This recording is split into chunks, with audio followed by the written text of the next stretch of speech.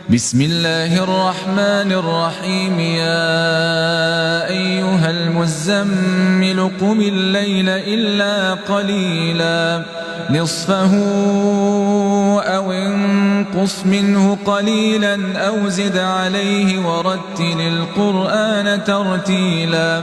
إنا سنلقي عليك قولا ثقيلا إن ناشئة الليل هي أشد وطئا وأقوم قيلا إن لك في النهار سبحا طويلا واذكر اسم ربك وتبتل إليه تبتيلا رب المشرق والمغرب لا إله إلا هو فاتخذه وكيلا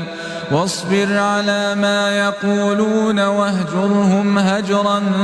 جميلا وذرني والمكذبين أولي النعمة ومهلهم قليلا إن لدينا أنكالا وجحيما وطعاما ذا غصة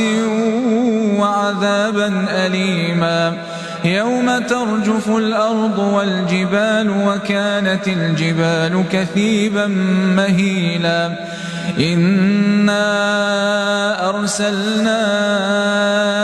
إليكم رسولا شاهدا عليكم كما أرسلنا إلى فرعون رسولا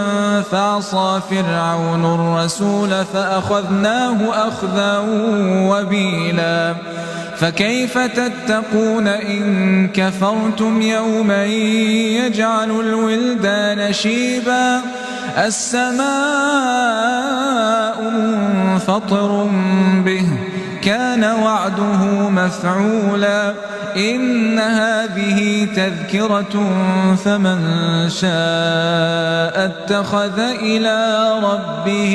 سبيلا إن ربك يعلم أنك تقوم أدنى من ثلثي الليل ونصفه وثلثه وطائفة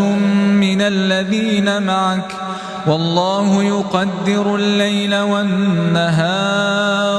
علم أن لن تحصوه فتاب عليكم فاقرؤوا ما تيسر من القرآن علم أن سيكون منكم مرضى وآخرون يضربون في الأرض يبتغون من فضل الله وآخرون يقاتلون في سبيل الله فاقرؤوا ما تيسر منه وأقيموا الصلاة وآتوا الزكاة وأقرضوا الله قرضا حسنا وما تقدموا لأنفسكم من خير تجدوه عند الله هو خيرا وأعظم أجرا واستغفروا الله إن الله